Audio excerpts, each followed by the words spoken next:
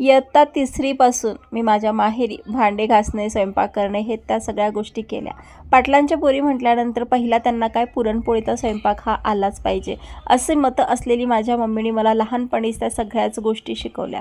त्यावेळीचा काळ आणि आत्ताच्या काळामध्ये इतका बदल आहे मंडळी, की आज आपण फक्त मुलीला स्वयंपाक येणे, भांडे घासणे, घर सांभाळणे किंवा एकमेकांची रिस्पेक्ट असणं तर महत्त्वाचंच आहे. रिस्पेक्ट मुलींनी करायलाच पाहिजे.